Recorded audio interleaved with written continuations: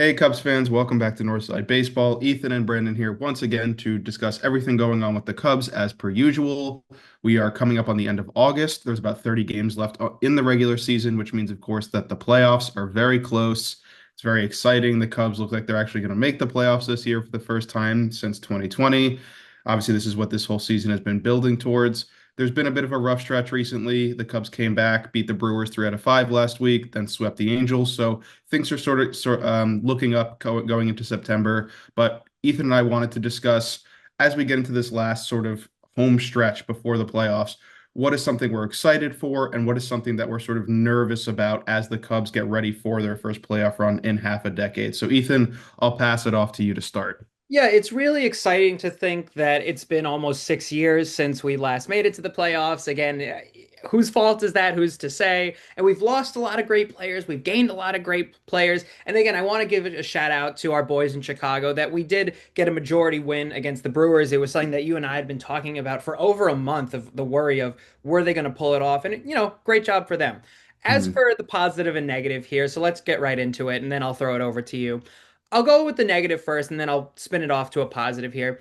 My worry here going into the playoff season is that we don't really have a huge starting lineup of pitchers that we can really rely on. Look, we have starting pitchers obviously, but the only ones that I'm really looking at this point are Matthew Boyd and Shota Imanaga. We always talk about Shota Imanaga. We've been talking about him since he hit the mound 2 years ago. But at this point, Matthew Boyd has really been the one that we've been looking at who's been kind of the workhorse on the mound. And I worry that, and the Cubs do this all the time. It's how so many of our pitchers have been injury prone to start with. We work and we work and we work our starting pitchers until something gives. And Mhm. with it being so close to the playoffs, you have people like Cade Horton, you have other pitchers on the mound that you, in theory, could rely on, but I'm really only confident in Shota and Matthew Boyd right now. So that's my worry at this moment. And hopefully we're getting near the time where other pitchers come off the IL, but we're cutting it really close. I do want to talk about a positive really quickly, which is the new players that we acquired, both coming up from the minors and also that we got during the trade or we acquired in general. I want to talk a little bit just about Owen Casey. I want to talk about Andrew Kittredge from the Orioles, of course, and I want to talk about Willie Castro. Because we're coming up so close on the end of the season here, I think it'll be really excited that these are very new players, but this is kind of the deadline of look. This is trial by fire at this point, and the Cubs are great at showing trial by fire. Look at Pete Crow Armstrong, for example, who came in, a little bit later on in his first season when he stepped up to the major leagues with the Cubs, but was on fire nonetheless. And I think that's what the Cubs do best is they kind of push to say, look, we need your help here. It's going to be hard. It's not going to be an easy time, but this is the time to show it. And the playoffs are next to the World Series, the place to do it. So I'm excited to see what these players do if they show their true colors. Are they going to be great? We've already seen some great stuff with Willie Castro, with Owen Casey, with Kittredge, and I'm really excited to see where it goes in the playoff season.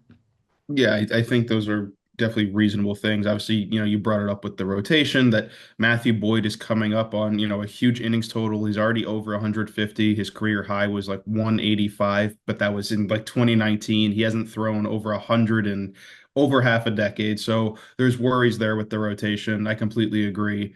And obviously also, Willie Castro has had his troubles at the plate, but he's been solid in the field. Owen Casey's been really good when given the opportunity. Andrew Kittredge has been sort of on and off with his performance. Again, I think you bring up a good point that ultimately the Cubs have built this really strong core of guys that have been here for the whole year, but they need to be supplemented by, Matthew Boyd and Shodi Managa need to be supplemented by the other guys in the rotation, and the same thing with the lineup. So I completely agree with you. I'll offer my 2 cents here that in terms of the thing I'm most excited to see, is definitely sort of, the young guys get it, sort of, based on what you were saying, but the young guys getting a chance in this playoff run. Again, the Cubs haven't really been competitive this late into the season since 2020 and in a full season really since 2018. Obviously, 2023 they were close to the playoffs. They ended up missing out, but this is going to be a really good chance for P. Crow Armstrong, for Matt Shaw, for Cade Horton, for Owen Casey, for if other guys get called up in September when rosters expand. This is going to be a really great opportunity for them, not just to show their true colors, but to perform under the bright lights. I mean, obviously, we played well during the Brewers series. It was really positive to see them take 3 out of 5. But, this is, maybe the division's out of reach at this point, but the Cubs are playing for, positioning for playoff seeding at this point. They're going to want the top wild card spot so that they host, that wild card series, that 3-game wild card series. So if those young guys can perform, and they get that experience at this point in the season, that's really valuable, not just obviously for this year, but going forward throughout their career.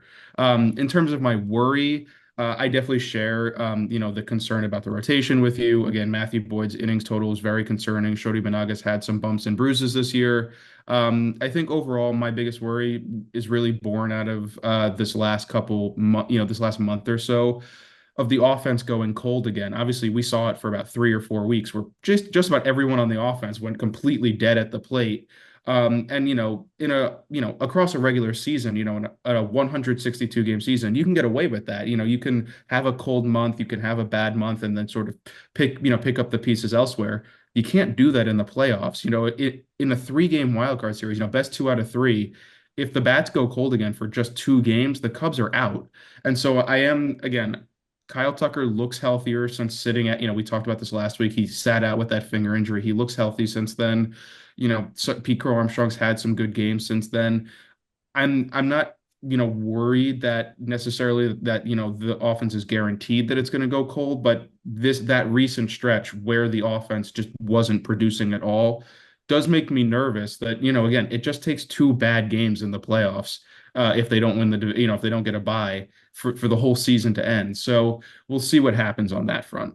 Yeah, I totally agree with you. I do want to kind of end on a little bit of a positive note right now, where, we're second place in the standings right now. However, if you look at our current lineup of infielders and outfielders, I feel very confident with these people. It's a mix of veterans, it's a mix of new players, but barring a few people, I'm very confident with even let's say our starting pitchers kind of, you know, the wheels fall off the tracks in the first few innings. The infielders and outfielders are there to pick up the pieces. And yes, you are correct that a few screw ups can lead to an entire loss of a game. But when you have people like Ian Happ, Pete Crow Armstrong, Justin Turner, Kyle Tucker, again, they've had bad games in the past, but if you look at their overall career with the Cubs, there's nobody I'd rather going into the playoffs than these people on the field. But as always, we'd love to hear your thoughts in the comments below. What do you think? What are the positives and negatives going off into the playoffs? And we will respond to every comment.